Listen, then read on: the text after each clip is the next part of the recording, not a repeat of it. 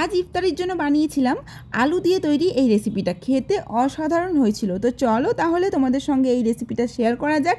তেমন কিছু না, আলুটাকে সেদ্ধ করে নিয়েছি, তারপরে কি পেঁয়াজ, কাঁচা লঙ্কা এবং বিভিন্ন ধরনের যে রেগুলার মশলা ইউজ করি সেগুলোই দিয়েছি, নুন, হলুদ, জিরে গুঁড়ো, ধনে গুঁড়ো আর সঙ্গে একটুখানি কালো জিরে দিয়েছিলাম। তারপরে ভালোভাবে মাখিয়ে নিলাম। মাখিয়ে নেওয়ার পরে এরকম একটা শেপ দিয়েছিলাম। তোমরা চাইলে অন্য কোনো শেপও দিতে পারো, কোনো সমস্যা নেই, নিজের পছন্দতে এটা করতে পারো। আমি তো এরকম একটা দিয়েছি যাতে দেখতে ভালো লাগে। তো যাই হোক, এখানে ডিমটা ফাটিয়ে নিয়েছি, তারপরে এখানে বিস্কিটের গুঁড়ো করে নিয়েছি, তারপরে কিন্তু আমি এটা তৈরি করে নিচ্ছি। এবার আমি তেলে ভেজে নেব হালকা আঁচে। খুব সহজেই কিন্তু এটা তৈরি করা যায়, সেটা তোমরা দেখেই বুঝতে পারছো, আর খুব চটজলদি হয়ে যায়। তো এইটা খেতে কিন্তু অসাধারণ ছিল, আর এইটা যদি ইফতারিতে বানানো হয় খেতে কিন্তু ভীষণই ভালো লাগবে। যদি তোমাদের ভিডিওটা ভালো লেগে থাকে তাহলে অবশ্যই বাড়িতে ট্রাই করবে, আর লাইক, কমেন্ট, শেয়ার এবং ফলো করতে কিন্তু ভুলবে না।